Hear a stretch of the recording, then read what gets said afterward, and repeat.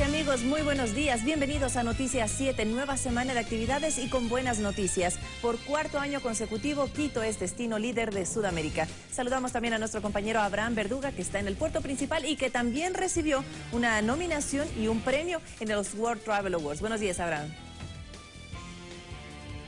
¿Qué tal, Vanessa? Es un gusto saludarte. Bienvenidos todos a este servicio informativo. Es un placer mantenerlos informados. Arrancamos de inmediato con los titulares.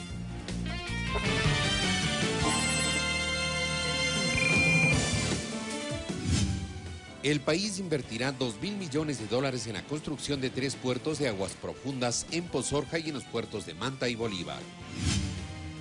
El ministro de Defensa continúa con las visitas a las bases militares para informar la propuesta de reforma a las pensiones y cesantía en las Fuerzas Armadas. Expertos de la UNESCO recorrieron los cantones que forman parte del proyecto Geoparque en la provincia de Tungurahua. Un centenar de muertos y 200 heridos deja una explosión de un coche bomba en Irak. Comenzamos. Le contamos que en el enlace ciudadano número 482, el vicepresidente Jorge Glass informó que el país invertirá $2.000 millones en la construcción de 3 puertos de aguas profundas, en Pozorja, en Manta y en Bolívar. Esto se conseguirá gracias a las alianzas público-privadas, explicó el vicepresidente. Primera alianza público-privada para un puerto de aguas profundas en Pozorja, nuevecito, con inversión totalmente privada, y está cerrando una negociación de un puerto de aguas profundas en Puerto Bolívar, y hay un proceso también en Manta, en construcción. Con esa misma modalidad, el Ecuador busca invertir al menos $5.000 millones en vialidad. Es decir, superaremos los 2.000 millones más los 3.000 que estaríamos en carreteras, superaremos los $5.000 millones de inversión nacional y extranjera. Sobre los avances en el cambio de la matriz energética, anunció que Sopladora ya entró en fase de operaciones, generando energía limpia para el país. Las 3 turbinas de Sopladora están generando, las 3. 2 en operación comercial, 1 en pruebas, ya arrancamos. Y Sopladora, que este proyecto parte del Pauto Integral, también está generando. Glass se refirió a los avances en la tarea de reconstrucción en las zonas afectadas por el terremoto. Vamos a hacerlo bien, nos va a demorar más de 3 años, esto cuesta más de $3.300 millones, pero ningún damnificado está solo. Y yo les agradezco la confianza en el equipo de gobierno, en las autoridades locales para la reconstrucción. El vicepresidente cuestionó la actitud de los uniformados, quienes han generado protestas en los procesos de socialización del proyecto de reformas a la cesantía y jubilación en Fuerzas Armadas. Tamañas barbaridades, diciendo que vamos a cerrar el IFA, tamaño absurdo. Pues Ricardo fue a socializar propuestas de cambio, siempre hay que debatir las propuestas de cambio. Y algunos militares retirados pude ver en horas de la madrugada, cuando estaba en el hotel aquí en Quinindé, algunas notas de la prensa, en donde estos oficiales retirados le gritaban a sencillos militares de tropa, no escuché el audio, querían golpear un carro con violencia. Qué vergüenza, compañeros y compañeras. Así no son nuestras Fuerzas Armadas son respetuosas, son gente patriota, y estos que están haciendo política deben recibir el rechazo de todos. El enlace se desarrolló en Quinindé, provincia de Esmeraldas. Alexis Moncayo, Ecuador TV. A propósito de ese último punto que tocaba el vicepresidente, el ministro de Defensa, Ricardo Patiño, continúa su recorrido por el país para visitar las bases militares e informar a los uniformados sobre la propuesta de reforma a las pensiones y cesantía en las Fuerzas Armadas. Veamos. El proceso empezó durante esta semana. Las primeras ciudades visitadas por el ministro de Defensa fueron Riobamba y Latacunga, donde se comunicó a los miembros de Fuerzas Armadas sobre el contenido de la propuesta que estudia el gobierno sobre el sistema de seguridad social militar.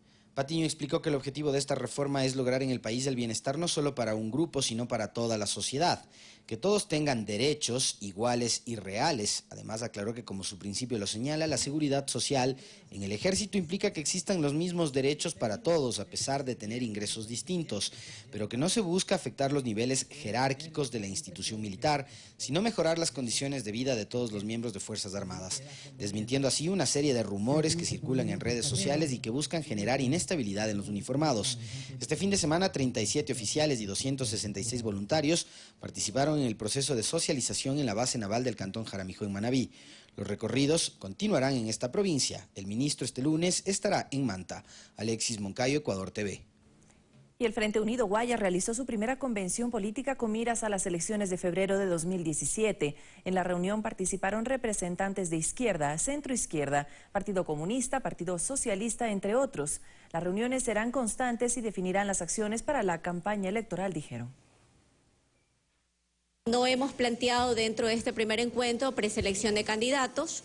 Sí hay algunas temáticas que les priorizan o piden su priorización a los compañeros miembros de este frente, como por ejemplo la atención hacia los temas agrarios, a pesar de que hemos dado algunos cambios importantes en temas de materia legislativa. Ahora falta profundizar eso ya en políticas públicas, así que creo que es uno de los ejes también que se verá también en su momento reflejado en nuestra propuesta de plan de gobierno. Generar una horizontalidad para resolver cada uno de los problemas y para de esa forma fortalecernos, irnos unidos a las elecciones del 2017 y darles con toda la derecha. Otro tema, el Contralor General del Estado, Carlos Pollitt, envió una carta a Diario Expreso en la que aclara varias de las imprecisiones y desinformaciones publicadas en un artículo de opinión del pasado 1 de julio sobre la venta de crudo a la estatal Petrochina por parte de Petroecuador. Esto dijo. La columna titula Defendiendo el sueldo del Ecuador y se supone debía ser de autoría de Francisco Huerta Montalvo, pero él asegura prestar el espacio al activista político de oposición Fernando Villavicencio, quien de forma inexacta se refiere a un informe elaborado por Contraloría en marzo del 2013 sobre la venta de crudo a la estatal Petrochina por parte de Petroecuador. Villavicencio dice que Contraloría estableció una glosa por 39 millones de dólares, a lo que el Contralor responde. La Contraloría General del Estado no estableció la existencia de un perjuicio a los recursos públicos en la negociación de la venta de crudo con Petrochina, por cuanto la venta se efectuó a los precios de mercado vigentes a la fecha de facturación. En la supuesta denuncia, Villavicencio afirma: la Contraloría confirma que la empresa que contrata los buques y carga el petróleo embalado no es Petrochina, sino Taurus Petroleum, cuyo operador es Enrique Cadena. La réplica del Contralor señala que para el Estado ecuatoriano, tal como se desprende del contrato y sus habilitantes, el consignatario es Petrochina. Mal podría la Contraloría indagar otras transacciones comerciales o internas interempresariales del consignatario fuera de la jurisdicción del país. De igual forma, los supuestos tratos de Taurus con el señor Enrique Cadena no se evidencian en la documentación examinada, ni tampoco pago alguno efectuado a este por parte del Estado ecuatoriano. Razón por cual, de haberlos, su análisis no corresponde a las funciones propias del organismo de control al no incluir recursos públicos. La misiva concluye: en cuanto a las denuncias y pedidos de investigación de los que el señor Villavicencio ha hecho un modus vivendi político, si bien saturan la audiencia de algunos medios de comunicación, no pueden regir las acciones del organismo de control, que responden a una planificación técnica, no sujeta a especulaciones de ocasión. Es evidente que no hay bicefalia en la simbiosis mutualista entre el editorialista y el activista político, identificados en una concertada distorsión de esta acción de control. Dos caras y una misma voz. Doctor Carlos Pollitt Falloni. 6 de la mañana, 37 minutos y tenemos buenas noticias para ustedes. Ya lo habíamos anunciado. Ecuador logró 8 premios en la entrega de los World Travel Awards, que son equivalentes al Oscar en materia turística. Un evento que se realizó en Lima, Perú. Quito mantiene el galardón como destino líder en Sudamérica por 4º año consecutivo. En 2015, 706.000 personas llegaron a visitar la capital. Este año se espera aumentar esa cifra con 30.000 visitantes nuevos. Además, se lograron otros 7 premios, entre los que se destacan el que ubica al Ecuador como el destino verde predilecto, la terminal aérea Mariscal Sucre de Quito como aeropuerto líder de Sudamérica, el puerto principal Guayaquil logró el título de destino de viaje de negocios, el tren crucero se consagró como el tren más lujoso de América del Sur. Además, varios hoteles fueron galardonados por los servicios que ofrecen a sus huéspedes. Alexis Moncayo, Ecuador TV. Un orgullo para todos. Y expertos de la UNESCO recorrieron por 5 días los cantones que forman parte del proyecto Geoparque en la provincia de Tungurahua, donde observaron las riquezas arqueológicas, ecológicas, étnicas y culturales. El objetivo es que esta zona sea declarada Geoparque del Mundo. Son los delegados de la UNESCO que en Chimborazo recorren los cantones Penipe y Guano con el fin de evaluar las riquezas geológicas, etnográficas, ecológicas y culturales de estos territorios con miras a declarar esta zona como Geoparque del Mundo. Estamos aquí hablando, y solo así, lo más importante de todos, del volcán Tungurahua y del volcán Chimborazo. En su recorrido, los expertos visitaron las ruinas de la antigua ciudad de Guano, el museo, conocieron a la momia, conversaron con Baltasar Ushka, considerado el último hielero del Chimborazo, y apreciaron de cerca los resultados de los proyectos sustentables que se ejecutan en las zonas rurales. Estamos buscando un proyecto de desarrollo sostenible que es hecho con personas y para las personas. Pueden estar seguros de que esta región es muy especial en el mundo. No hay nada con lo que se pueda comparar. Ustedes tienen esta clase de volcanes que pueden ayudar a la población a identificar esta región. Deben sentirse muy orgullosos. Todos debemos estar orgullosos. Esto hace que la confianza de las autoridades sea firme y continúen apostando por este proyecto. Tengo la gran aspiración de que vamos a salir positivamente evaluados. Y esta es la oportunidad de demostrar al mundo que Penipe tiene lugares inimaginables. Para que el territorio desde luego se transforme en un destino turístico. Si el informe es favorable, el geoparque de la zona de influencia del Tungurahua sería el tercero en América Latina. Desde Chimborazo, Gonzalo Parra, Ecuador TV. Y la Perla del Pacífico está de fiesta y como parte de la agenda de festividades por los 481 años de fundación de la ciudad de Guayaquil, se realizan actividades en diferentes sectores durante todo este mes. La Gobernación del Guaya socializa con los moradores la conformación de comités de barrios seguros. Las ferias ciudadanas permiten llevar la información de los servicios estatales al territorio para facilitar el acceso a los mismos. Pero escuchemos más. La conformación de un comité, como ya lo hemos hecho en el barrio de Cristo de Consuelo, como lo hemos hecho en Renacer, como lo hemos hecho en La Colmena, ya se han venido haciendo este tipo de actividades. El tema del festival y de el sano esparcimiento a través del deporte y la música es el pretexto para que la gente se integre y la gente se una en función de tener más seguridad en los barrios y de tener un mejor servicio público. La ruta artesanal Manabí Esmeraldas llegó a Quito este sábado. Gastrónomos y artesanos de las dos provincias ofrecieron sus productos a los capitalinos para reactivar su economía. El evento fue en el Parque Las Cuadras, en el sur de Quito. Contó con el respaldo de instituciones públicas como el Ministerio de Industrias y Productividad y el municipio. Y lo más importante, el apoyo de los quiteños. Y de los quiteños básicamente, ¿para qué? Para que podamos apoyar a cada uno de los productores y poder reactivar la economía que se encuentra deprimida en estos momentos.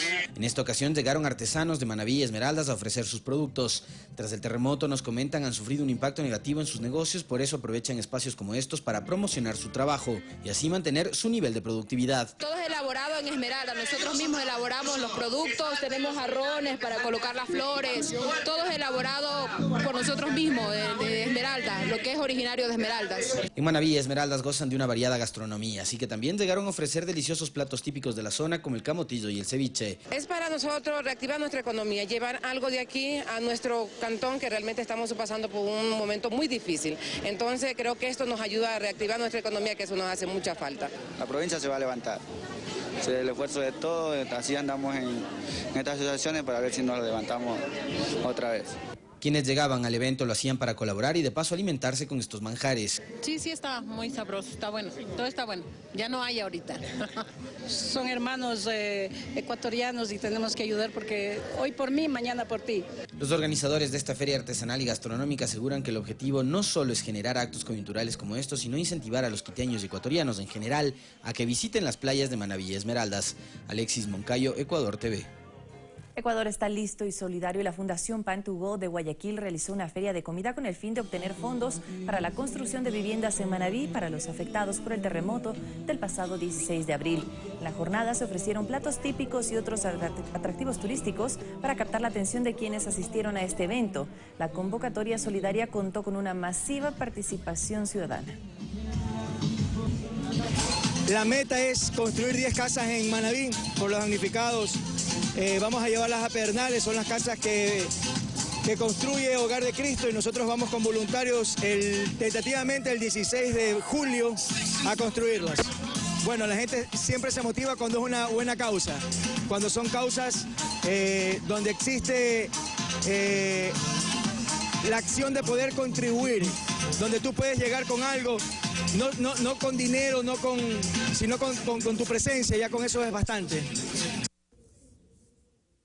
Son las 6 de la mañana, 44 minutos, una hora menos en Galápagos. La Central Inteligencia Americana, la CIA, inició sus operaciones en Ecuador en la década de los 60 y no se descarta que en la actualidad realice acciones en contra del gobierno del presidente Rafael Correa. Varios expertos insisten en la necesidad de analizar sus labores de espionaje a nivel mundial.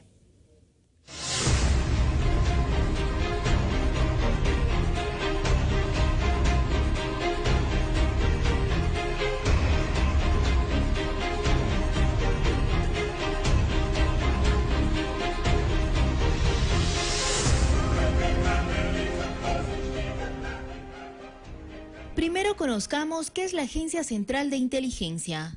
Encargada de espionaje, contraespionaje. El escritor y periodista Jaime Galarza ha realizado diversas publicaciones sobre la CIA en nuestro país. En una entrevista realizada por Ecuador TV meses atrás, Galarza aseguró que la CIA comenzó a trabajar en Ecuador a raíz de la Revolución Cubana, ya que según Estados Unidos, Fidel Castro implicaba un peligro para el sistema capitalista. Está documentado por el ex oficial de operaciones de la CIA, el golpe de Estado de 1963 en el Ecuador, cuando se derribó el gobierno de Carlos Julio Arosemena Monroy. Por Philip Age sabemos lo que sucedió en Ecuador, en su libro Diario de la CIA. Este famoso espía estadounidense fallecido en 2008 cuenta que trabajó en Quito entre 1960 y 1963. Su misión, conseguir que Ecuador rompa relaciones con Cuba y acabe con los fidelistas. Con este objetivo armó agrupaciones anticomunistas, infiltró agentes criollos en las organizaciones políticas de izquierda y de trabajadores. Enroló en sus filas hasta un vicepresidente de la República.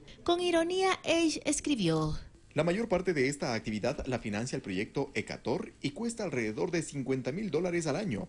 En un lugar como Quito, $1.000 semanales compran a mucha gente. Además reveló que el 90% de los agentes que trabajan para la CIA lo hacen por dinero.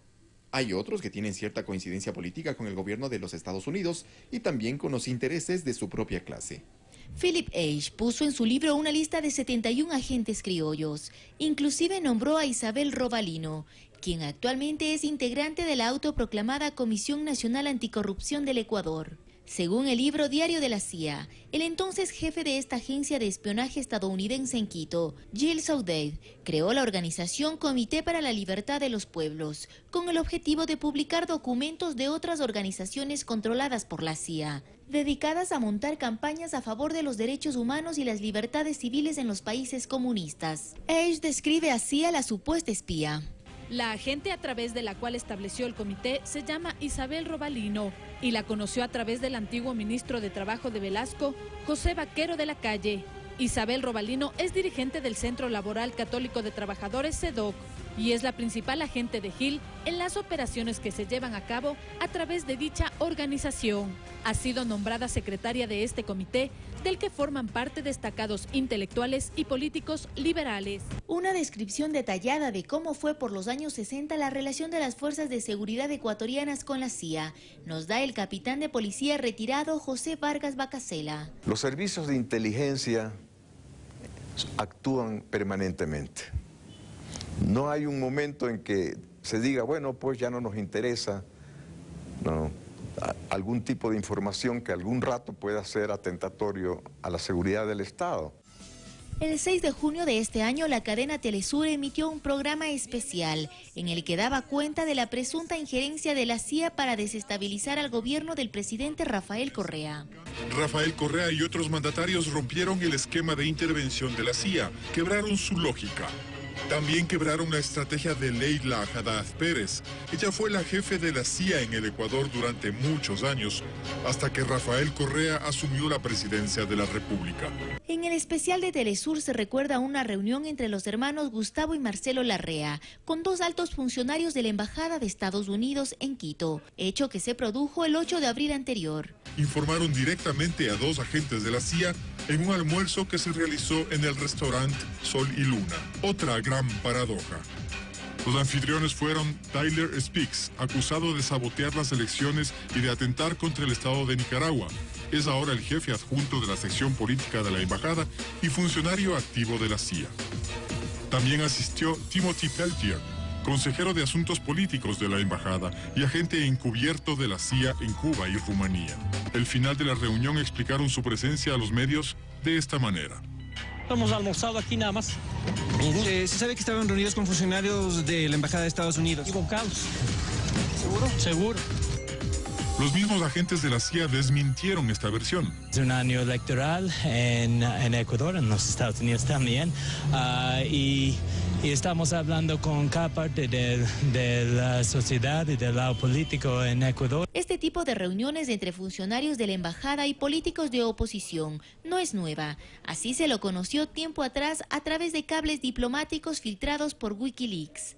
Los mismos que revelaron que Estados Unidos cuenta con informantes ecuatorianos en el país. La CIA tiene una metodología muy conocida. Penetra en todos los lados que le es posible. Olga Velasco, Ecuador TV.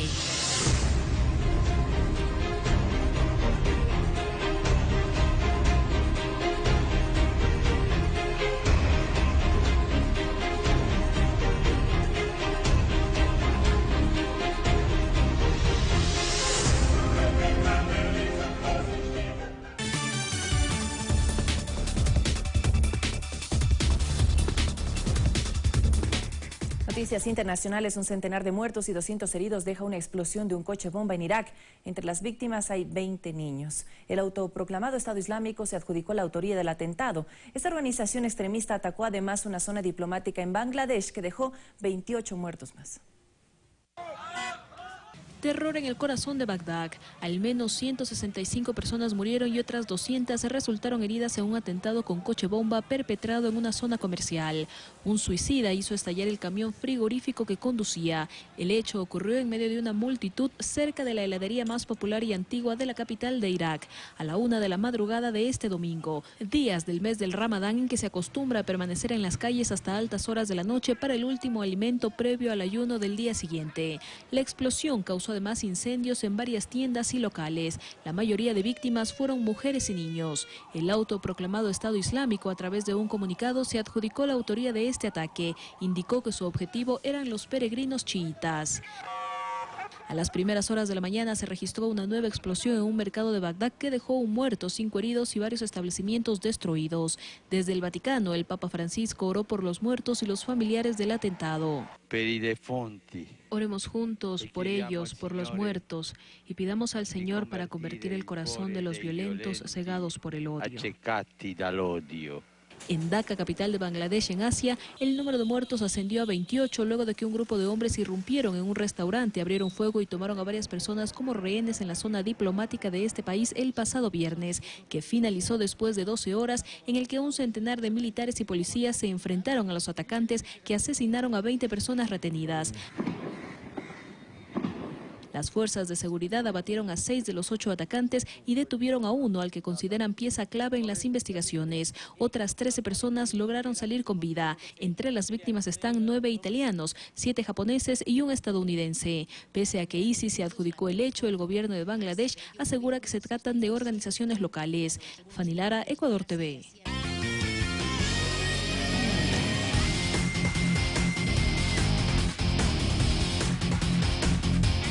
Son las 6 de la mañana, 53 minutos y ya es momento de los deportes. Ya está Diego Valencia con nosotros. Diego, tengo que decirte, acá en Guayaquil, muy contentos, quienes somos barcelonistas, por ese contundente 6-1. Lamentablemente, nuestros compañeros del barrio, Emelec, no pudo ganar en esta ocasión.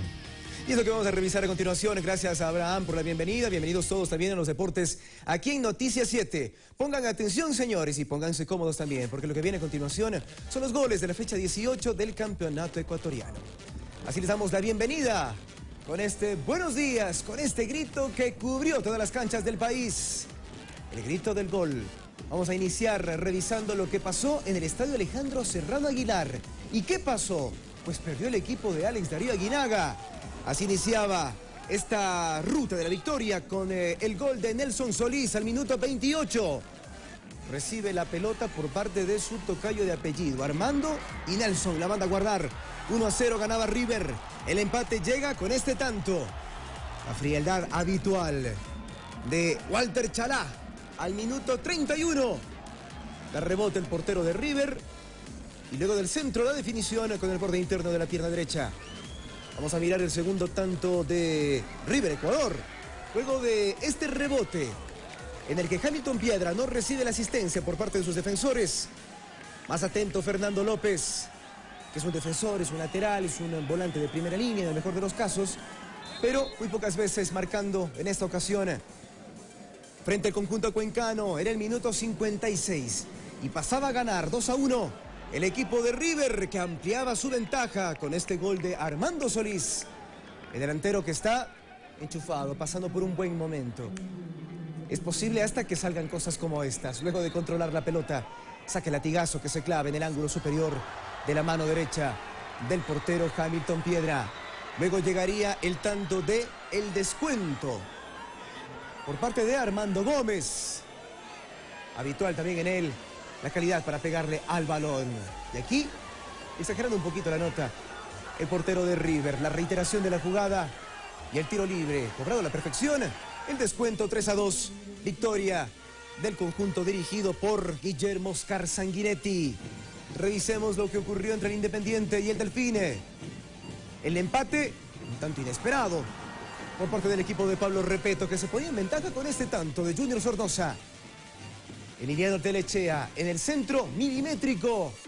Y al final Sornosa, aprovechando el rebote del defensor, que lo hizo hacia el medio, debía hacerlo hacia un costado. 1-0 ganaba el equipo dirigido por Pablo Repeto. Y a propósito de rebotes, esta fecha fuera de los rebotes, los porteros estuvieron muy flojos de manos. La intención ofensiva del Delfín y Justin Allman al minuto 26, marcando el empate definitivo. Existieron otras posibilidades, como esta, por ejemplo, en el que Ramírez respondía con excelencia. Nos vamos hasta el Estadio Olímpico Atahualpa, porque allí el Nacional enfrentaba a Emelec. Tensión en el estudio de Ecuador TV por la cara larga del señor Carlos Rabascal. El primer tanto del encuentro era de el Manu Balda, y cada gol es como un puñal en el corazón de la hinchada eléctrica. Y es que Nacional amaneció con las luces prendidas, y todos los goles que no hicieron las fechas anteriores, creo que lo hicieron justo en esta, frente al Club Sport de Emelec. ¿Qué quiere que le diga, señor Rabascal? Este es un golazo de Ángel Mena. Le pegó desde fuera para escribir el empate transitorio, y vaya que está enchufado el portero, el delantero eléctrico. Muy buena la definición, dejando sin chance a Adrián Bone, que está pasando también por un gran momento. Vamos a mirar el segundo tanto del encuentro. Obra, en esta ocasión, de Janer Corozo al minuto 81, ingresó para la segunda parte, y eso definitivamente le vino a cambiar totalmente la propuesta ofensiva del equipo dirigido por Eduardo Favaro. Y aquí el Corcho Cordero poniéndose el traje de Aguinaga para el centro desde el sector izquierdo, y la definición. En cambio, el que manda la pelota a guardar es Felipe Mejía. Él se puso el traje de Caviedes, en cambio, recordando aquel gol del 2001 que nos sirvió para clasificar por primera ocasión a nuestro Mundial de Corea y Japón 2002. Vamos al estadio de la Casa Blanca. Liga de Quito frente a Fuerza Amarilla. Jugó muy bien, sobre todo la primera parte, Brian Alemán, poniendo este trazo entre líneas. Y allí aparecía José Madrid en el centro. La pelota que se pasea por lo largo de la zona de las 18. Y aparece para cerrar la pinza José Alfredo Quinteros. La reiteración de la jugada. Antes Alemán, luego Madrid. Y al final, venciendo al portero Mosquera, al gran portero Mosquera de Fuerza Amarilla, el hombre de la jornada, José El Choclo Quinteros, que también llegó para marcar la segunda del partido. Una descompensación ofensiva, una distracción, le permitía al mismo Quinteros, al minuto 53, marcar el segundo tanto de liga. No fue Fuerza Amarilla realmente un equipo que salga a proponer, que cause pressing o presión alta, como le llaman los técnicos. Sin embargo, este rebote le dejaba fuera de foco al Choclo Quinteros, al goleador, pero que no anduvo bien en cuanto a la marca, porque le permite a Cristian Cuero marcar a minuto seguido el gol del descuento. 2-1, victoria de liga en su casa, la Casa Blanca.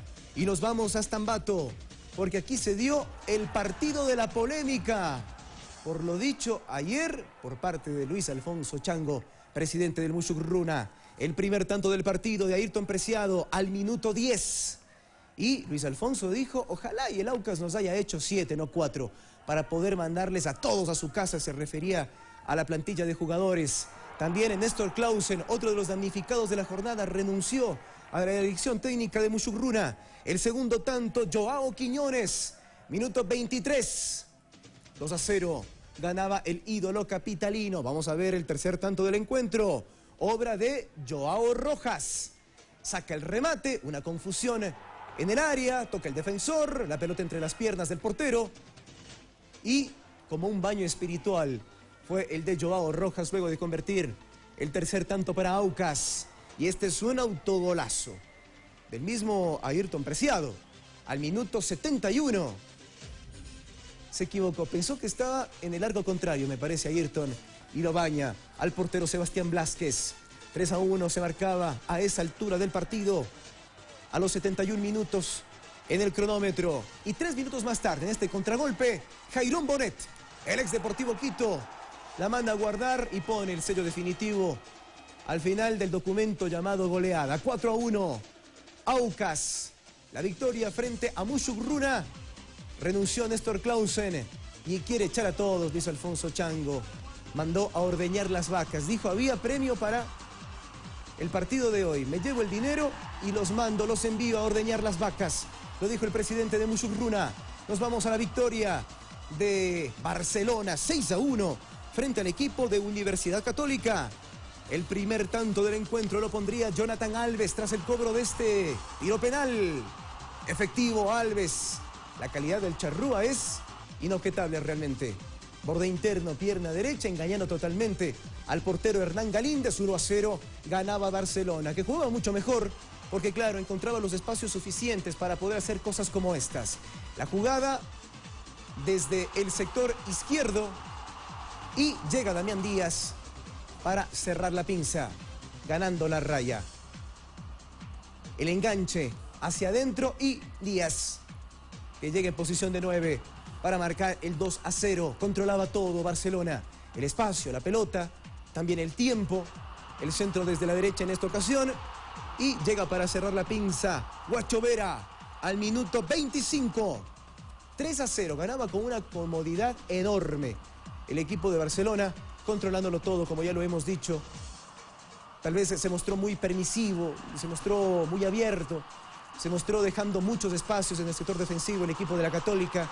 Esto lo supo leer muy bien Guillermo Almada porque sabe que permanentemente Jorge Célico juega igual, tanto de local como de visitante, y le daba la posibilidad de marcar nuevamente a Matías Oyola al minuto 26. Llevaban 4 y llegaba la quinta también por parte de Gabriel Márquez. El defensor que se puso el traje de goleador, el centro de Matías Oyola, y el cabezazo simplemente para rozarla y cambiarle la trayectoria a la pelota del defensor Márquez. Y había tiempo, sí señor, para uno más.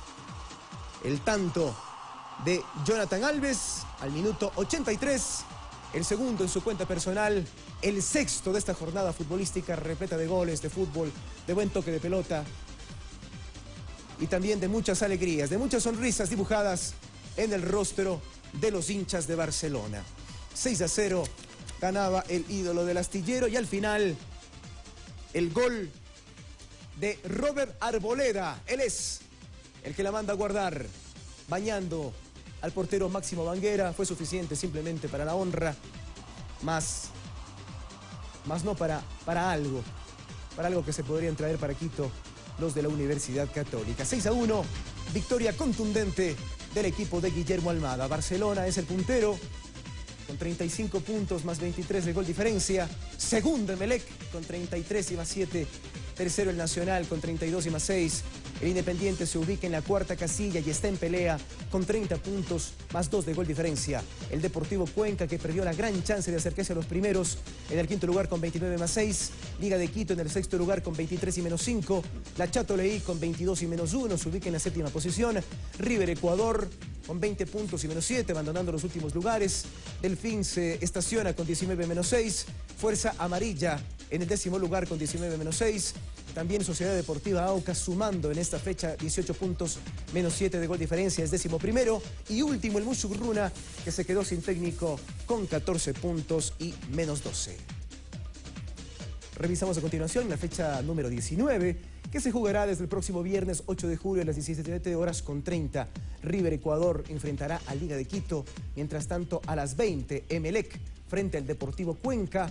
El sábado, Universidad Católica recibirá a Muchurruna al mediodía en el Atahualpa. Mientras tanto, Delfín también en sábado a las 16 horas recibirá a El Nacional. En jornada dominical, el Independiente enfrenta al Aucas a las 11:30 y Fuerza Amarilla a las 15 horas recibirá a Barcelona. Terminamos esta primera parte de los deportes, pero prometemos volver a las 7:50. Te deseo una mañana y un día repleta de deportes. Vanessa, un abrazo para ti. Muchísimas gracias a Diego Valencia. Estaremos esperándole para la siguiente emisión de Noticias 7 para que nos cuente más sobre el campeonato nacional, que cada vez se pone más interesante. No muy motivado viene después Carlos Rabascal para hacer pensamiento crítico, pero bueno, esperamos que ustedes también estén en nuestra sintonía. Ya regresamos también con más información de su interés tanto a nivel nacional como internacional. Esto es Noticias 7. Excelente jornada y excelente semana para todos.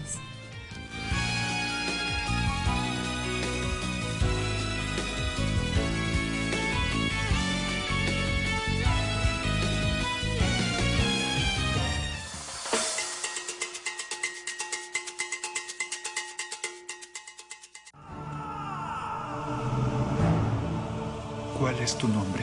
Mi nombre es Esther. Esther de Sousa. Tenemos muchos enemigos. Y solo tú, la reina, puedes salvar a tu pueblo.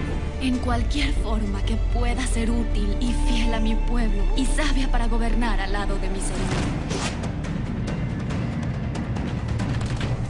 Llega la nueva superproducción que te hará vivir una historia inolvidable. Esther, la reina de Persia. Estreno hoy, 19:30.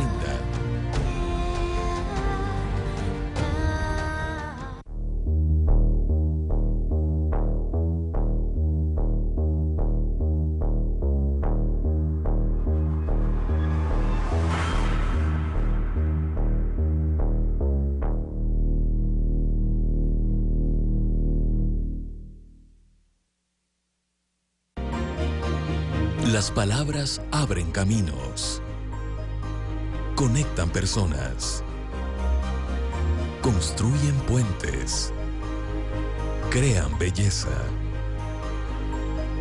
forman conocimiento, hacen historia. Palabra suelta. Todos los miércoles, 22 horas. Buscando llenarse de gloria, va Mina, va. Mina. El conocido como el futuro campeón del Ecuador es ya uno de los 4 más grandes de América.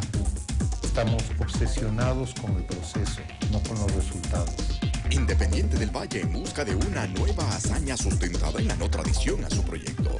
Es un club que le da relevancia a sus categorías formativas para así poder tener nuevos jugadores en su categoría principal. En un nuevo especial de Noticias 7, un equipo que invita a soñar. Hoy, 22 horas. Independiente del Valle, semifinalista de la Copa Bristol Libertadores.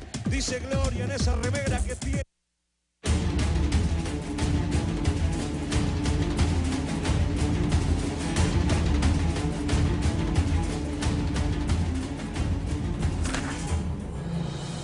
Bienvenidos amigos televidentes a Pensamiento Crítico. Don Diego Valencia nos hizo una broma sobre el Emelec.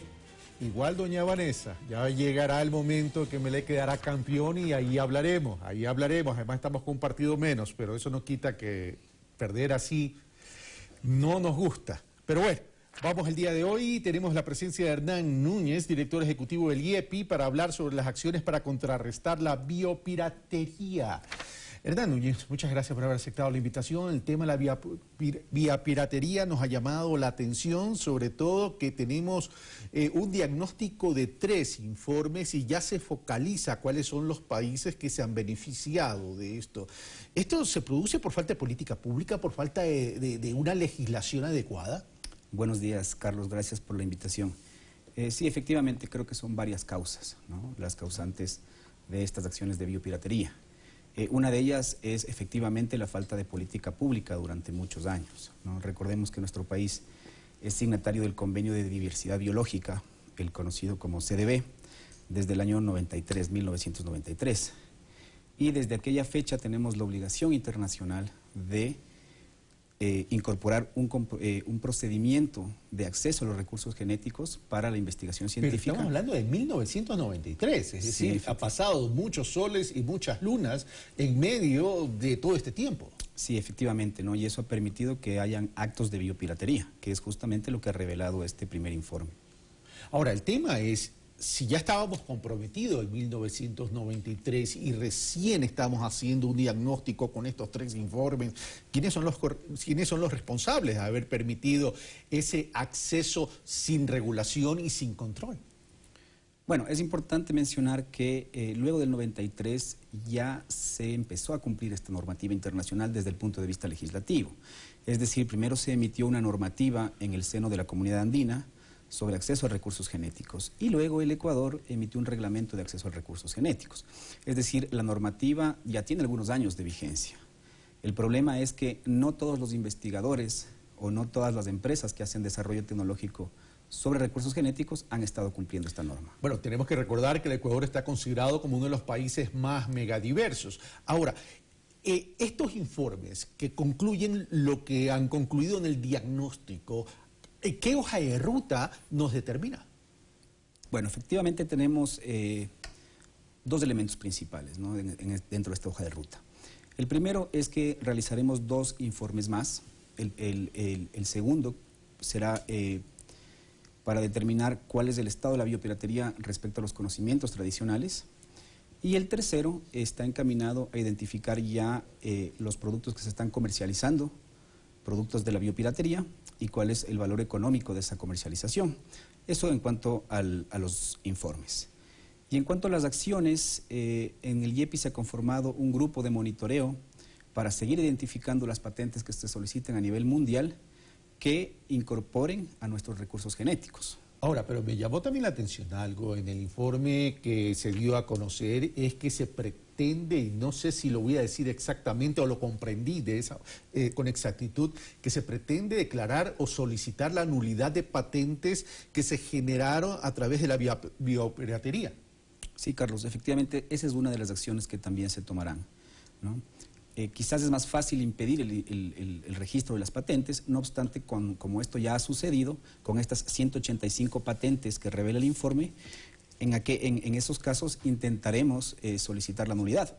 Es un poco más difícil porque tenemos que hacer un análisis legislación por legislación y ver si es posible conseguir la nulidad. Y además se requiere acciones legales para declarar esas nulidades, supongo. Sí, hay que hacer un procedimiento de nulidad en la Oficina de Propiedad Intelectual o ante los jueces de cada uno de esos países en donde se han otorgado estas patentes. Ahora, pero el tema de aprovechar nuestra gran megadiversidad y trabajar en lo que es y amplificar el tema del bioconocimiento, etcétera, ¿no pasa también porque, no sé, el Ecuador, al no tener una política pública eficaz, primero ausente y luego a lo mejor una política pública eficaz, no incentivó la investigación de científicos ecuatorianos para aprovechar toda esta megadiversidad que la tenemos? También. Sí, no, yo creo que como dije en un inicio son varias causas, esa es una de ellas, ¿no? Recordemos que nosotros como Estado no estamos en contra de la investigación sobre la biodiversidad, más bien todo lo contrario. La idea es aprovechar ese potencial, pero cumpliendo justamente las normas del CDB, es decir, que se haga un uso sostenible, que se garantice la conservación y en caso de que exista desarrollo tecnológico, es decir, en caso de que puedan sintetizarse u obtenerse productos que sean comercializados posteriormente, tiene que existir una adecuada distribución de beneficios monetarios y no monetarios, porque recordemos que los recursos genéticos son propiedad de todos los ecuatorianos. Totalmente de acuerdo, es propiedad de todos los ecuatorianos, pero para poderlos aprovechar necesitamos inversión en lo que tiene que ver con la investigación científica para poder desarrollar e implementar estas patentes en beneficio de los propios ecuatorianos. En ese sentido, ¿por qué no aprovechar? Se creó una universidad para aquello, pero ¿por qué no aprovechar incentivos a los científicos de una forma más eficaz y dinámica a científicos para que desarrollen todo estos conocimientos sobre recursos genéticos? Sí, de hecho se lo está haciendo, ¿no? Tenemos el proyecto Arca de Noé, en el que se está levantando un mapeo de todos los recursos genéticos ecuatorianos y adicionalmente ahora a la par que lanzamos el informe de biopiratería, se ha lanzado un concurso para investigadores ecuatorianos o empresas ecuatorianas que también deseen hacer desarrollo tecnológico y que puedan hacerlo cumpliendo con la normativa internacional y nacional vigente, pero que lo importante es que se investigue sobre la biodiversidad y se puedan obtener soluciones a partir de ello. Pero ese concurso está destinado para estudiantes o para profesionales o científicos que han obtenido maestrías en los últimos 5 años. ¿Qué pasa con el resto? Bueno, igual también existen los fondos concursables, ¿no?, que los administra CENESID para proyectos de investigación científica. Y también existe, no olvidemos, la Universidad ICAM, que justamente uno de sus propósitos es la investigación sobre la biodiversidad. Pero el tema es que tanto ha avanzado la Universidad ICAM en ese sentido. Bueno, es un tema que yo creo que tenemos que recuperar el tiempo perdido. No es fácil hacerlo, pero creo que estamos dando los primeros pasos y en algún momento había que hacerlo. Es el inicio de un proceso. Es el inicio. Ahora, el tema es qué investigar en el Ecuador. Bueno, para tener una idea, en el mapeo inicial que nosotros hicimos de recursos genéticos endémicos encontramos 6.452 recursos genéticos.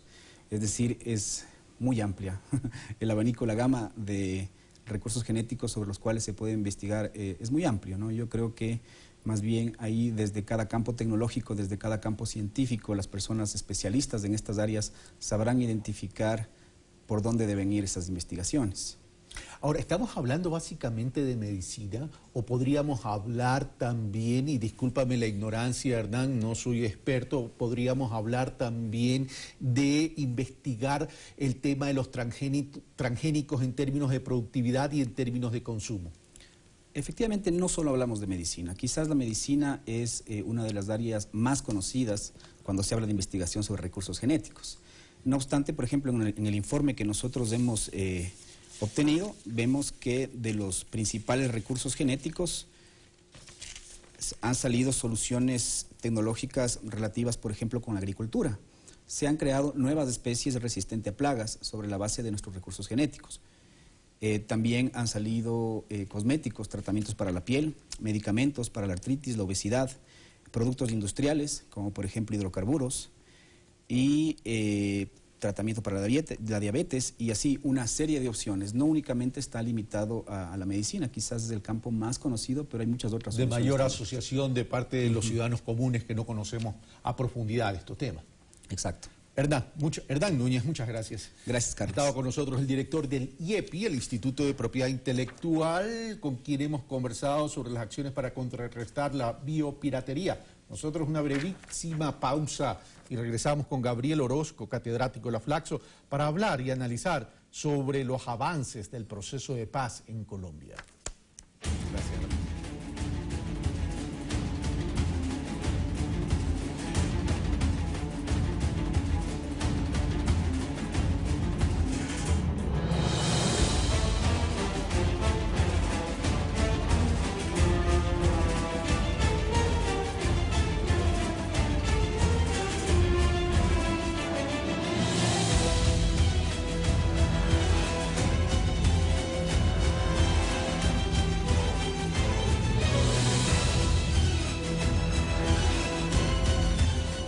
Estamos de vuelta, amigos televidentes. Si hay algún tema que ha llamado la atención, porque ha generado mucha expectativa, no de ahora, sino desde hace algún tiempo, no solo en Colombia, sino en la región, me refiero a Latinoamérica y Caribe, es el tema del proceso de paz en Colombia, donde un presidente, Juan Manuel Santos, ha jugado el capital político en este tema.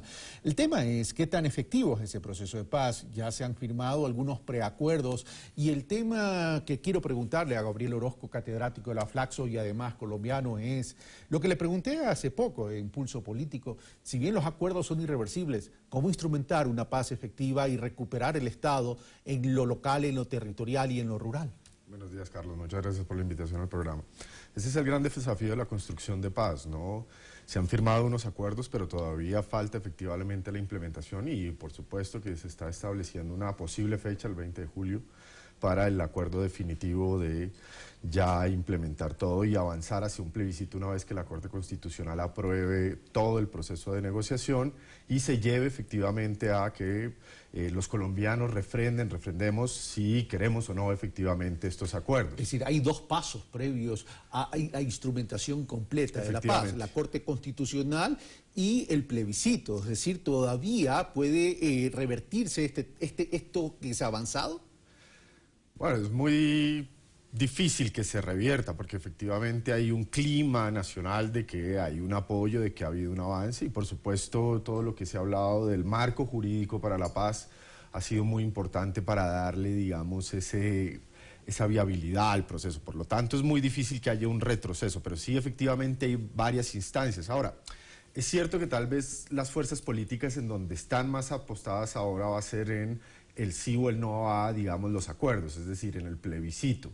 Y esto ya se acordó que efectivamente se tiene que dar, y aquí obviamente el partido de Álvaro Uribe Vélez va a salir, digamos, lanza en ristre para acabar con el avance y efectivamente tratar de tener un freno. Aquí hay también un ambiente internacional que no es muy favorable para el plebiscito, eso hay que decirlo claramente.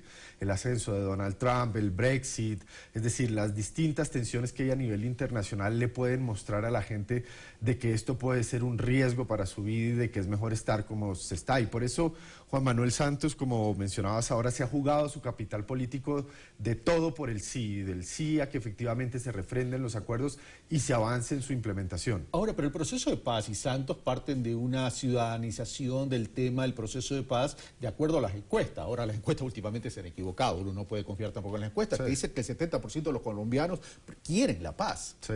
Efectivamente, hay un clima de opinión importante que es el que le ha ido dando ese apoyo al proceso de paz, porque este es un proceso de paz que hay que decirlo, Carlos, distinto a los anteriores. En Colombia no hay que desconocer que la paz ha sido una política de Estado, es decir, desde hace 25 años, hoy celebramos la Constitución del 91, 25 años en Colombia, pero desde antes, que fue la que le dio efectivamente nueva vía a una serie de grupos al margen de la ley como lo fue el M-19. Pero desde antes se habían avanzado en procesos de paz, inclusive Álvaro Uribe Vélez hizo procesos de paz con los grupos paramilitares, entonces ha sido una política de Estado, pero estos acuerdos son distintos. Uno, en el proceso de negociación, ha sido acompañado por una comisión, digamos, de apoyo, de verificación internacional. Va a haber un proceso de verificación de Naciones Unidas, el acompañamiento internacional también de CELAC, de la región, es muy importante. Y por supuesto también ha sido programático, es decir, no ha sido negociemos todo. Por ejemplo, no se ha negociado el modelo económico, no se ha negociado tampoco temas tan sustantivos como el rol de las Fuerzas Armadas dentro de la sociedad o dentro del país. Y por ello se habla mucho de que las Fuerzas Armadas son garantes de la paz también, y veremos justamente a miembros de la fuerza pública cuidando también en exguerrilleros. Ahora, el tema es que hay una línea sensible, y esa línea sensible se llama tierra. Es decir, lo que tiene que ver con la distribución de la tierra a efecto de poder desarrollar lo agrícola y más allá de lo agrícola como concepto de rural. ¿Eso qué significa? Significa que tiene no solo que asignarse tierra, pero ahí hay un problema. El problema es que hay tierra en manos de otras personas que habría que recuperarlas para asignarlas. Y el otro tema que tiene que venir acompañado es con crédito y acompañamiento técnico para desarrollar toda esa zona agrícola que, por cierto, Colombia tiene una profundidad en lo rural. Sí, ese es uno de los temas más sensibles. Desde hace más de 50 años no se adelanta una reforma agraria ni una reforma de redistribución territorial. Digamos, los cantones electorales siguen siendo el mismo peso desde hace más de 20, 30 años. Por ello es tan importante repensar efectivamente el rol del Estado y la restitución de tierras en ese aspecto. Y ahí los acuerdos son claves en el ámbito territorial, como decías al principio, es decir, las negociaciones con los entes locales es clave.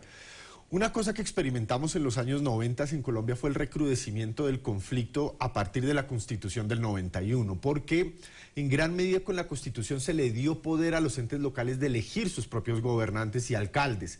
Y esto introdujo mucho nervio y mucha tensión en las fuerzas políticas de los ámbitos territoriales, y eso llevó a mayor confrontación. Entonces, El problema que tenemos hoy por hoy es que eso se vaya a traducir, estos acuerdos, en mayor tensión territorial, y ahí es donde se requiere mayor verificación, mayor presencia del Estado, no en términos de fuerza, sino en términos también de justicia, en términos también de salud, que es donde debe estar el Estado. Pero ¿cómo entonces? Porque esa Constitución del 91 que tú mencionas generó muchas cosas. También generó la narcopolítica en los gobiernos locales y territoriales. ¿Cómo desmontar eso cuando el narcotráfico se lo ha venido asociando a la FARC? A ver, yo creo que la Constitución por sí misma no generó esos grupos, digamos. Hay que hacer una precisión. Los grupos devinieron de una serie de tensiones y de dinámicas nacionales, que es lo que muchos autores han puesto como en términos de centro-periferia, digamos. La periferia del país, es decir, estos territorios alejados de Bogotá, de Medellín, tienen unos grupos locales de poder que se han financiado en narcotráfico, que se han alineado o aliado con grupos al margen de la ley para tener ese poder y que se han beneficiado. Ustedes ahora hablaban del tema de la biopiratería. Ese es uno de los temas centrales también que hay que trabajar hoy por hoy en Colombia y que parte del conflicto no nos deja. Así que gran parte de la perspectiva es avanzar. Entonces, ¿qué se puede hacer en el ámbito territorial?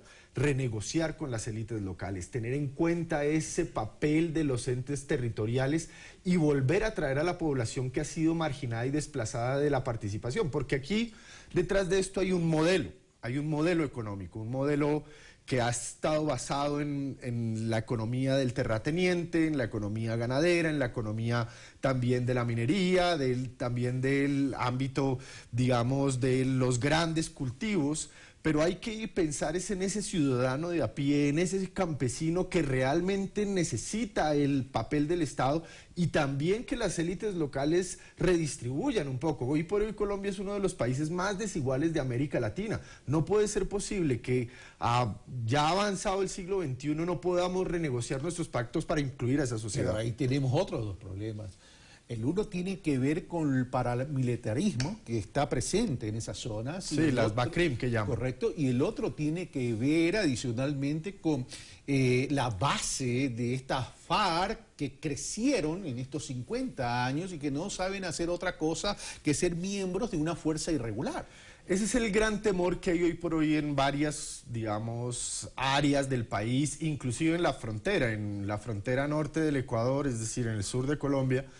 Hay un gran temor por los posacuerdos. ¿Cuál va a ser la implicación en términos de seguridad, en términos humanitarios, por ese vacío que van a dejar esos grupos que han ejercido el poder durante mucho tiempo y que efectivamente han logrado, no un imperio de la ley, pero sí un imperio de un cierto orden, digamos?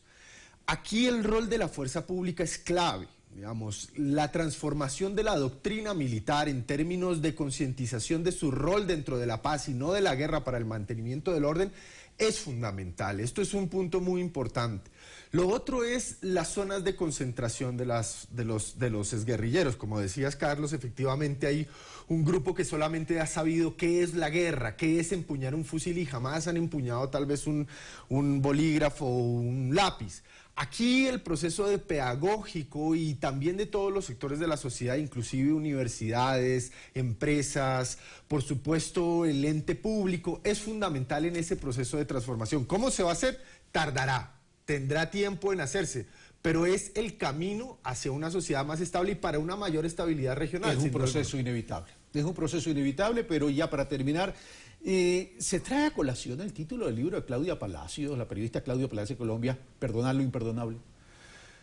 Es decir, yo creo que nosotros en América Latina tenemos una tradición importante del ámbito confesional, del ámbito religioso, y para nosotros la experiencia del perdonar es una experiencia de la redención también. El Papa Francisco decía hace poco que quien no perdonaba, digamos, era más valiente el que perdona que el que no perdonaba. Y ahí es donde está el coraje de la sociedad colombiana. Gabriel Orozco, muchas gracias por estar con nosotros y compartir tu visión y tu análisis sobre el tema del proceso de paz, que por cierto, creo que en Latinoamérica la mayoría de la población quiere ese proceso de paz. Muchas gracias, Carlos. A ti. Bueno, un fuerte abrazo para toda la comunidad colombiana en el Ecuador y para nuestros hermanos colombianos, que ese proceso de paz sea un punto de partida para recuperar el Estado, pero sobre todo esa cotidianidad en paz para poder desarrollar y aportar también a Latinoamérica y el Caribe. Esto fue Pensamiento Crítico, soy Carlos Rabascal, yo los espero el día de mañana.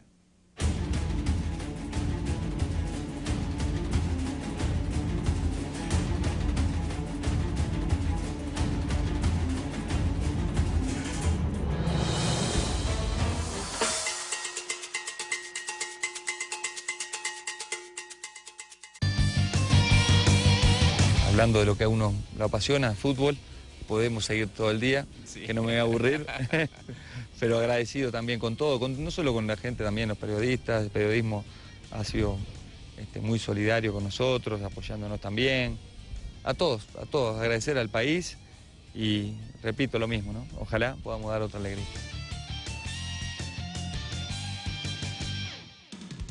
Examinaremos la historia de una criatura alada gigante, temida por algunos residentes de Nueva Jersey. Esta criatura gigante voló al otro lado de mi auto. Tenía miedo.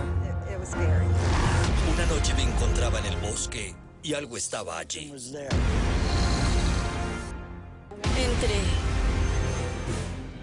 y sentí una presencia. Oh, por Dios, ¿qué es eso? Nat Geo nos trae Demonio de New Jersey.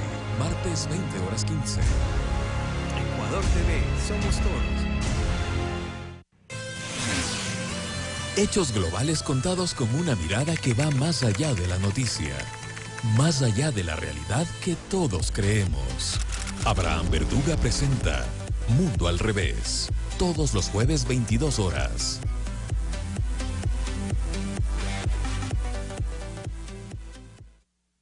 Cuando nos sentimos seguros, podemos proteger desde lo más grande hasta lo más importante.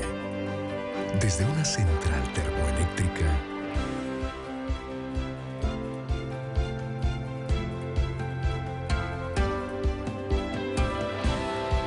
hasta el calor de tu hogar. Cuando nos sentimos seguros, podemos alcanzar todo lo que nos propongamos. Seguro Sucre, más seguros que nunca.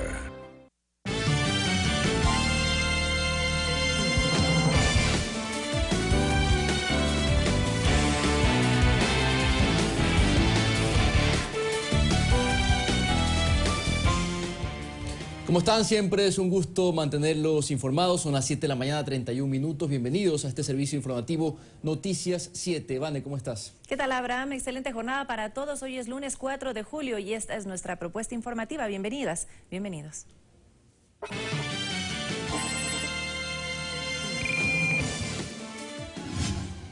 Mujeres representantes de organizaciones sociales participaron en el encuentro nacional denominado Caminando hacia la Igualdad. La marcha por el Día del Orgullo Gay recorrió la avenida Amazonas para concentrarse en la Plaza del Quinde en la zona rosa. Bolqueteros del Guayas realizaron un plantón para recuperar sus plazas de trabajo y combatir la informalidad. En Venezuela, el presidente Nicolás Maduro anunció la suspensión de los cortes de energía eléctrica.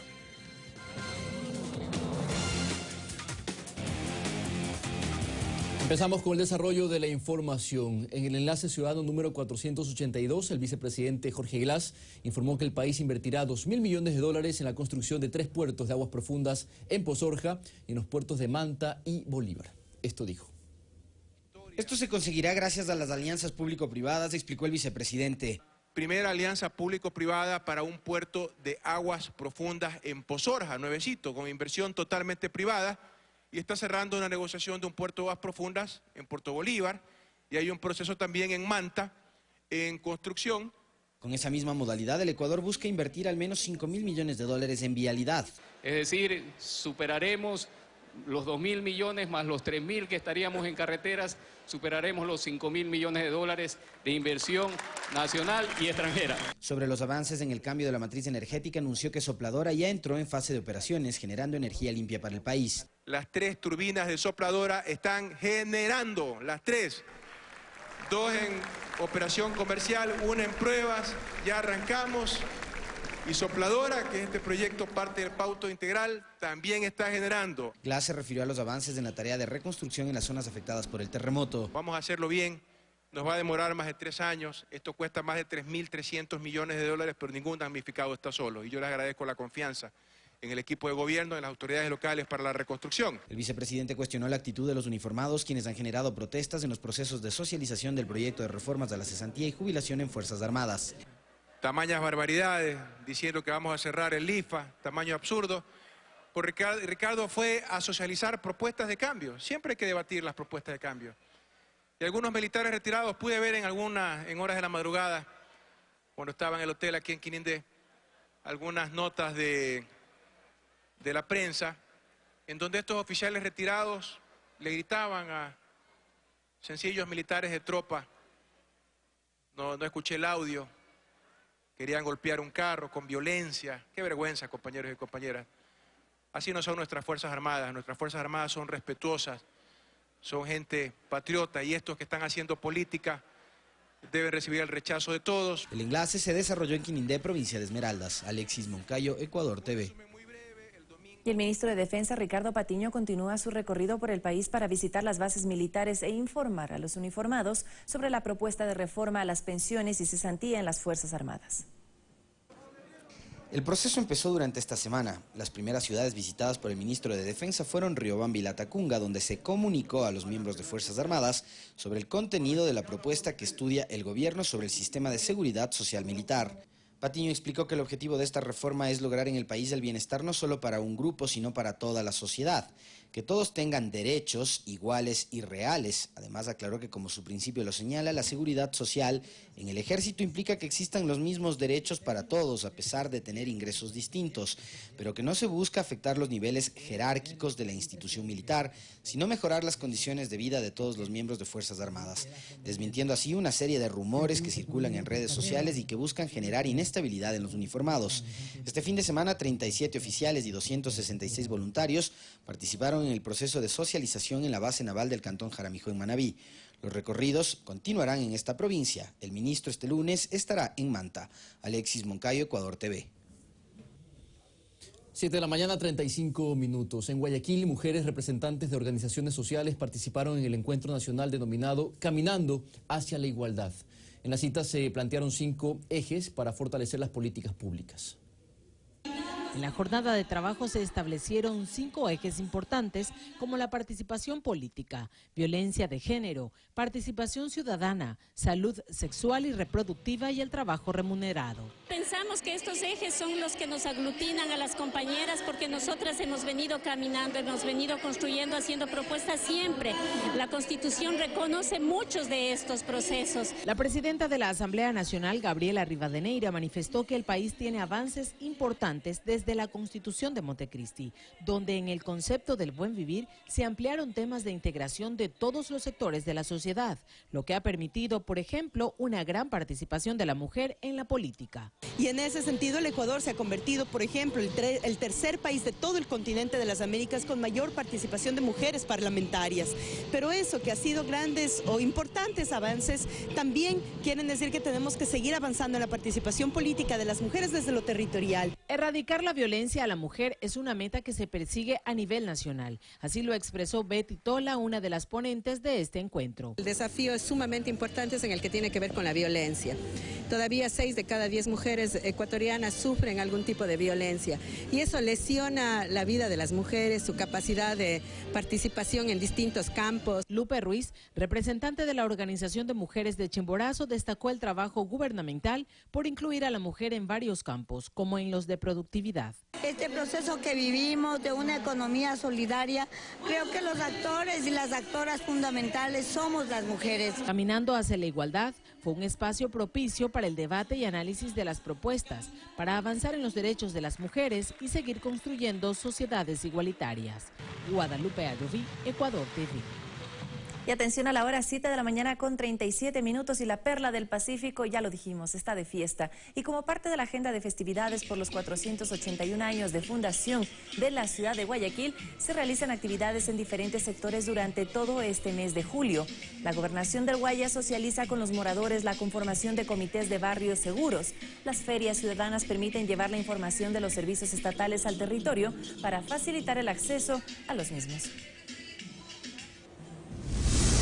Y seguimos informando, la Fundación Pan2Go de Guayaquil realizó una feria de comida con el fin de obtener fondos para la construcción de viviendas en Manabí para los afectados por el terremoto del pasado 16 de abril. En la jornada se ofrecieron platos típicos y otros atractivos turísticos para captar la atención de quienes asistieron a este evento.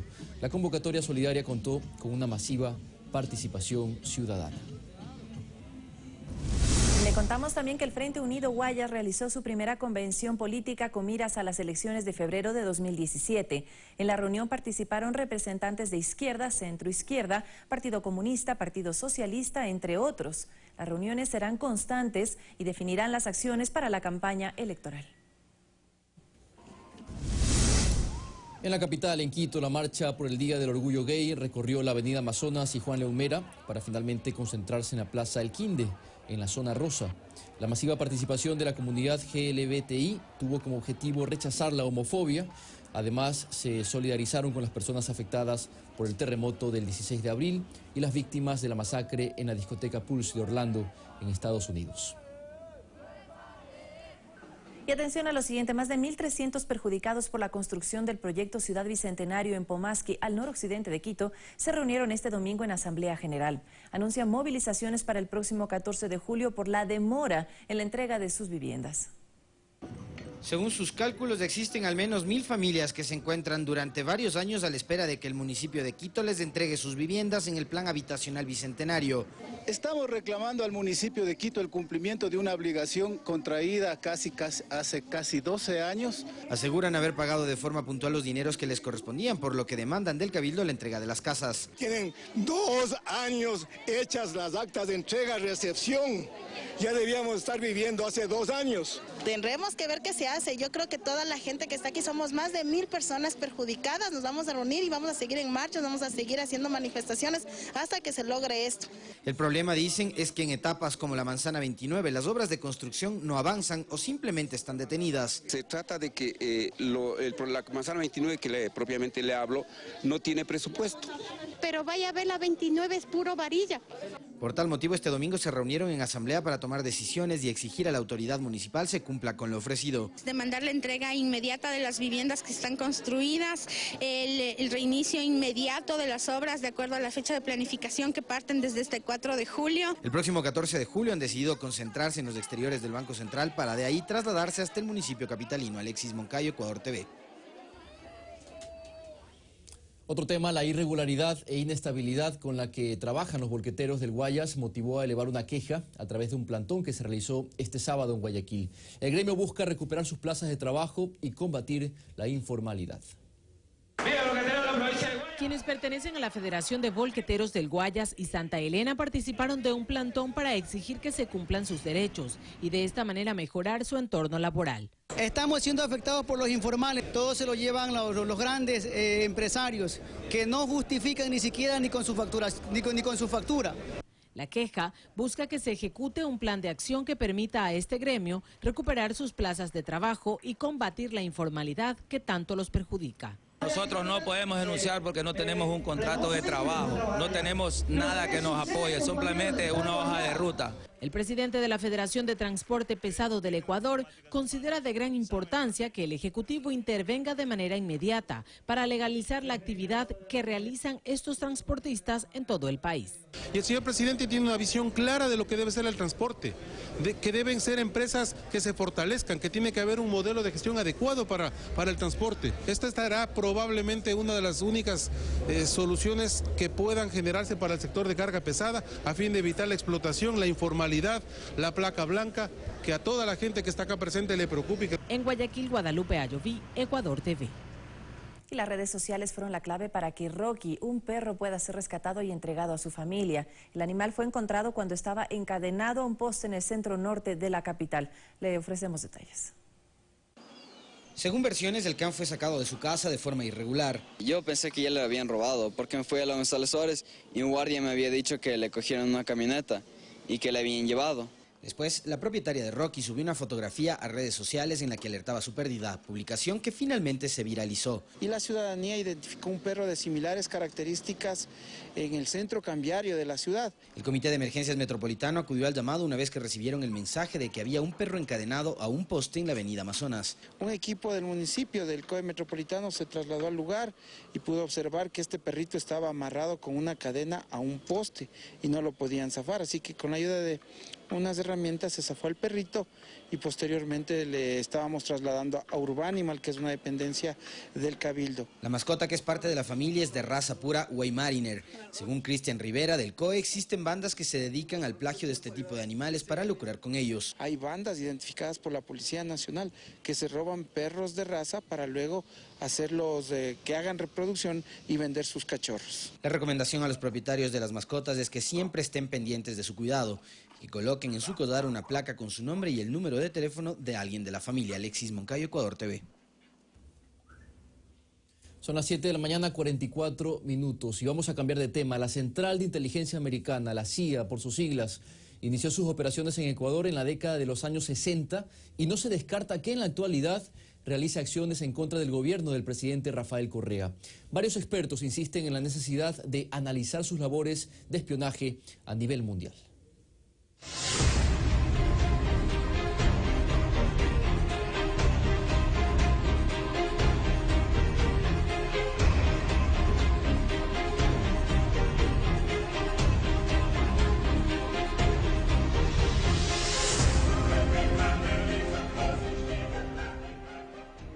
Primero conozcamos qué es la Agencia Central de Inteligencia.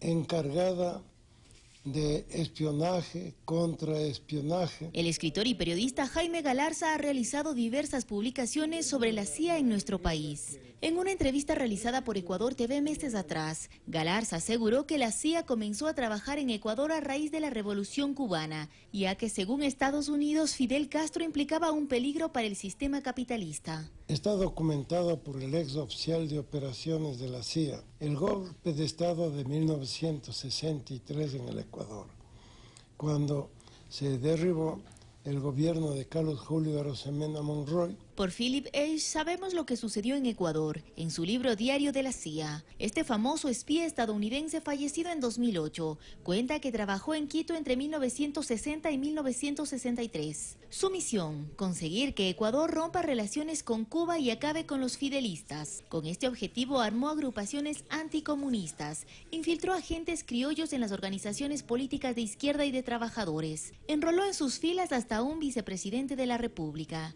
Con ironía, Age escribió: la mayor parte de esta actividad la financia el proyecto Ecator y cuesta alrededor de $50.000 al año.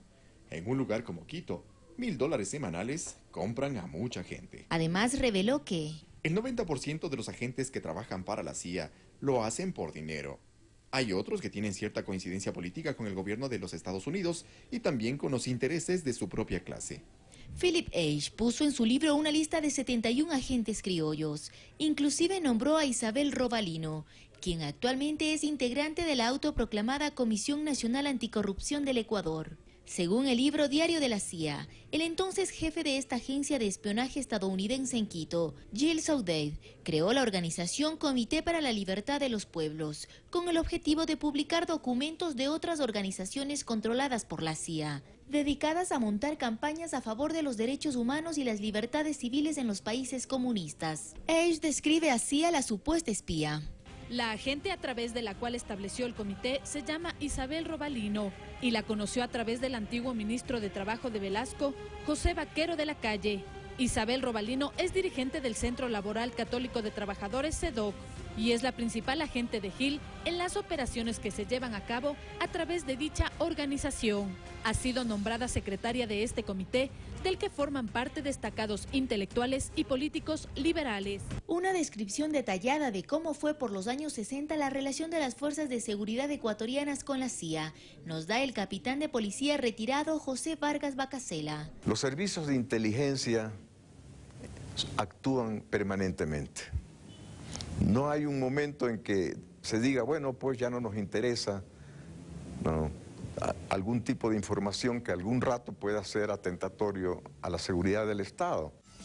El 6 de junio de este año, la cadena Telesur emitió un programa especial en el que daba cuenta de la presunta injerencia de la CIA para desestabilizar al gobierno del presidente Rafael Correa. Rafael Correa y otros mandatarios rompieron el esquema de intervención de la CIA, quebraron su lógica. También quebraron la estrategia de Leila Haddad Pérez. Ella fue la jefe de la CIA en el Ecuador durante muchos años, hasta que Rafael Correa asumió la presidencia de la República. En el especial de Telesur se recuerda una reunión entre los hermanos Gustavo y Marcelo Larrea, con 2 altos funcionarios de la Embajada de Estados Unidos en Quito, hecho que se produjo el 8 de abril anterior. Informaron directamente a 2 agentes de la CIA en un almuerzo que se realizó en el restaurante Sol y Luna. Otra gran paradoja. Los anfitriones fueron Tyler Speaks, acusado de sabotear las elecciones y de atentar contra el Estado de Nicaragua. Es ahora el jefe adjunto de la sección política de la embajada y funcionario activo de la CIA. También asistió Timothy Peltier, consejero de Asuntos Políticos de la embajada y agente encubierto de la CIA en Cuba y Rumanía. Al final de la reunión explicaron su presencia a los medios de esta manera. Hemos almorzado aquí nada más. Se sabe que estaban reunidos con funcionarios de la Embajada de Estados Unidos. Equivocados. ¿Seguro? Seguro. Los mismos agentes de la CIA desmintieron esta versión. Es un año electoral en Ecuador, en los Estados Unidos también, y estamos hablando con cada parte de la sociedad y del lado político en Ecuador. Este tipo de reuniones entre funcionarios de la embajada y políticos de oposición no es nueva. Así se lo conoció tiempo atrás a través de cables diplomáticos filtrados por Wikileaks. Los mismos que revelaron que Estados Unidos cuenta con informantes ecuatorianos en el país. La CIA tiene una metodología muy conocida. Penetra en todos los lados que le es posible. Olga Velasco, Ecuador TV.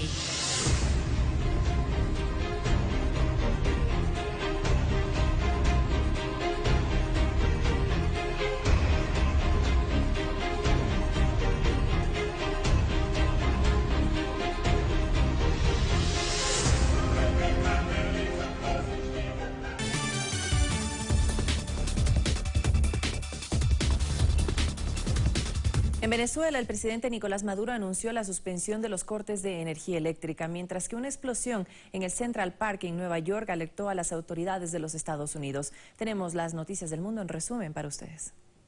Una multitud se apostó en el Aeroparque Metropolitano para recibir a la expresidenta Cristina Fernández, quien llegó a Buenos Aires para presentarse en el juzgado que la investiga por la venta de dólar a futuro. La exmandataria denunció nuevamente persecución por parte del gobierno de Mauricio Macri.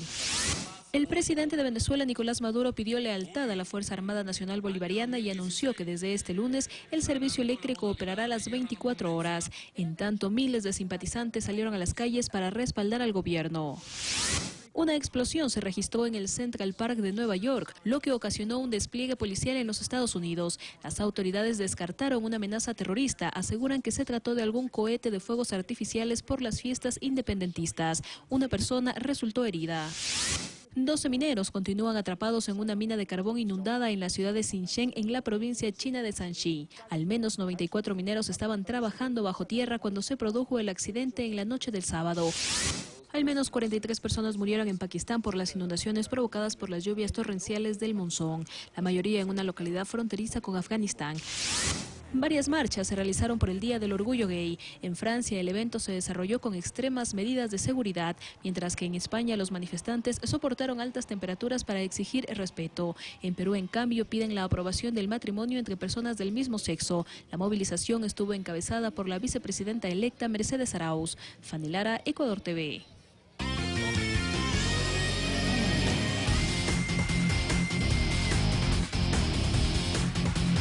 7 de la mañana, 52 minutos y nuevamente Diego Valencia con nosotros para las actualizaciones en materia deportiva. Adelante, compañero. Gracias, Abraham. Buenos días nuevamente para ti y para todos. Vamos con el segundo segmento de Noticias 7 en cuanto a los deportes. Y vamos a iniciar con información de la Serie B del fútbol ecuatoriano.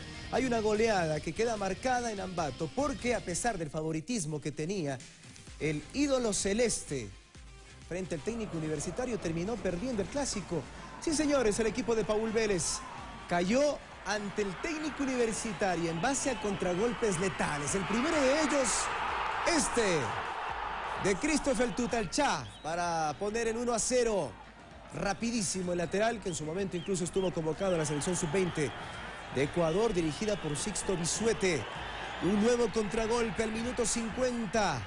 Desde el sector derecho llega Diego Armas, limpiando a tanto marcador, se le puso enfrente para el 2-0. Hizo la de Riquelme Armas. El enganche dejando sin chance al marcador, el toque sutil para la definición y el 2-0 ganaba el técnico universitario ante la sorpresa, reiteramos, de los favoritos. Y el 3-0, Joao Paredes al minuto 86. El clásico de Ambato se pintó de rojo y blanco, contrario a todo pronóstico. Cayó el puntero y líder de la Serie B del fútbol ecuatoriano. Vamos a revisar lo que ocurrió entre el Deportivo Quito y el Centro Deportivo Olmedo. Este es un golazo de Diego Ávila, aprovechando este centro de Walteriza. Y todos esperábamos un remate tal vez fuerte, pero al final el toque simplemente para dejar sin chance al portero Pavona del Centro Deportivo Olmedo. Pero se complicaba la vida el Deportivo Quito porque permitía que pase a ganar el equipo dirigido por Julio Daniel Azad. El gol del primo Jacob Murillo al minuto 66. Escribía el 1-1 y desde ese momento jugaba mejor el equipo del Centro Deportivo Olmedo y encontraría en este contragolpe el pase entre líneas y Andrés Vinuesa, otro de los jóvenes valores riobambeños, escribía el 2-1.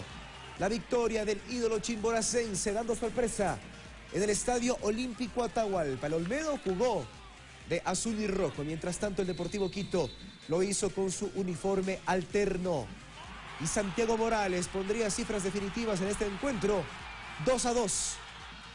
El marcador final. Morales, el Centro de Justicia, y al final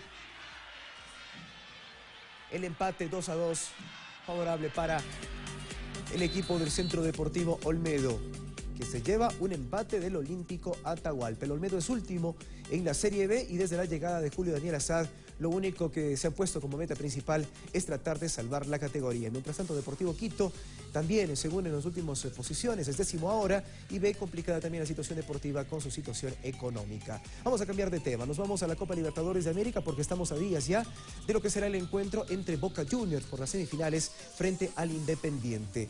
El jugador Darío Benedetto da su impresión en la previa de lo que será este encuentro por Copa Libertadores de América. Muy ansioso, pero a la vez tranquilo, ¿no? Hemos trabajado duro, hemos hecho una pretemporada muy buena y nos hemos preparado para todo lo que viene, así que con un poquito de ansiedad, pero a la vez tranquilo esperando el partido, ¿no? En mi caso estoy acostumbrado a jugar en la altura, creo que hay hasta más altura en DF que allá, pero no hemos trabajado nada. La verdad que para mí es un poco psicológico también, ¿no? A pesar que se siente, es también un poco psicológico el tema de la altura, pero bueno, no hay que darle importancia a eso, no tenemos que ir a hacer el partido que nosotros queremos, ¿no? Y me toca iniciar en el banco, también lo voy a hacer con la misma gana, como si estuviera jugando de titular, como te dije anteriormente, hay un grupo muy trabajador que todos quieren jugar y se rompen el alma en los entrenamientos para demostrarle al técnico que quieren estar y bueno, todos ayudamos del lugar que nos toque, ¿no?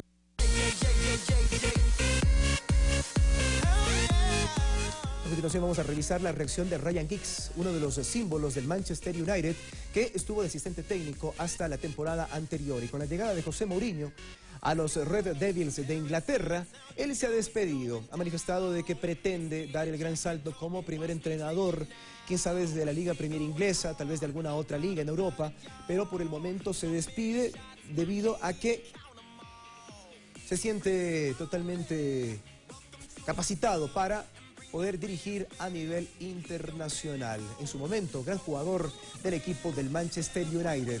Equipo que sigue haciendo noticia con la llegada de Zlatan Ibrahimovic, que fue presentado como el nuevo compañero de Luis Antonio Valencia.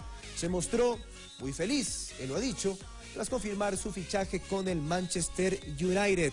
El ariete ex París Saint-Germain afronta un reto que lo ilusiona con sus 34 años y luego de haber renunciado a la selección de Suecia.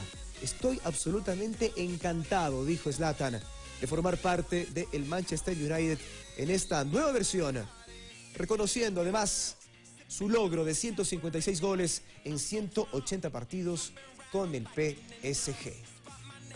A continuación vamos a presentarles una nota especial a propósito de la despedida de Lionel Messi de la selección de Argentina, porque no se trata solo de la parte deportiva, sino también de los problemas económicos que la ausencia de Messi podría provocar en la Asociación de Fútbol Argentino. A esta nota la hemos titulado "Sin Messi, para la AFA hay tremendo lío".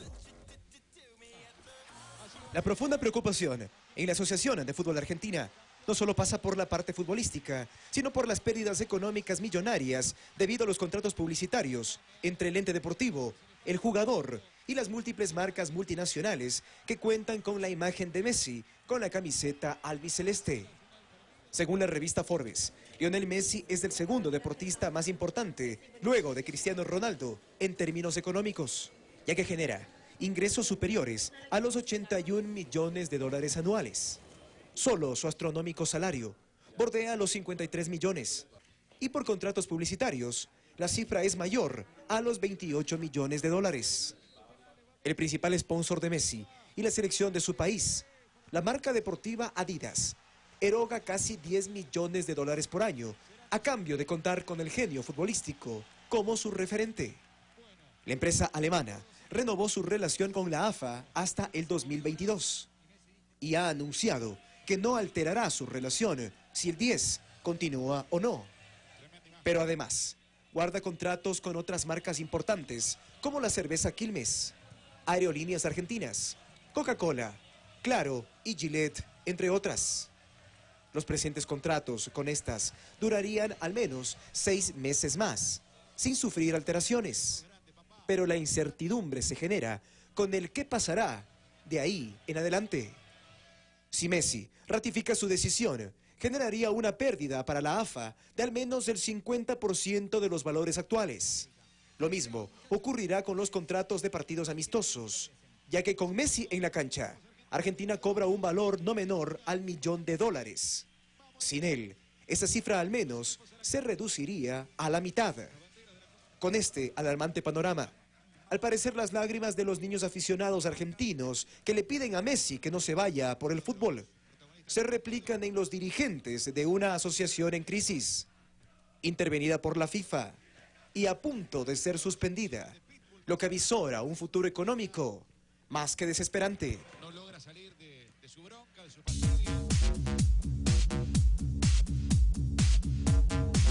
Con esto nos despedimos, pero momentáneamente. Recuerden que a las 13 horas estaremos con más información deportiva en El Equipo. Les deseamos una semana repleta de deportes y, por supuesto, de suficientes motivos para sonreír. Vanessa, buenos días. Buenos días para ti también. Diego Valencia con los deportes estará a las 13 horas más adelante en este mismo canal, su televisión pública. Y nosotros ahora le contamos que es lunes, que se viene para esta jornada. Se lo contamos a continuación.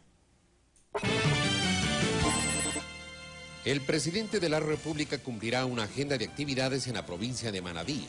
Realizará un recorrido por el campamento provisional denominado Unidad en Jama.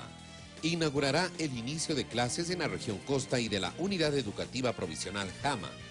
En Puerto Viejo recorrerá los campamentos y unidades educativas móviles. En la tarde visitará el albergue Reales Tamarindos y tendrá una audiencia con Filippo Grandi, alto comisionado de las Naciones Unidas. El Ministerio Coordinador de Producción, Empleo y Competitividad mantiene hoy una reunión de trabajo entre los ministros y autoridades del sector productivo, encabezados por Vinicio Alvarado y un grupo de empresarios del país. La reunión se realizará en el Hotel Oro Verde de la ciudad de Guayaquil. A las 11 horas en la Plaza Grande se desarrollará la tradicional ceremonia de cambio de guardia del Palacio de Carondelet. La ceremonia contará con la presencia de autoridades, invitados especiales y será observado por turistas nacionales y extranjeros.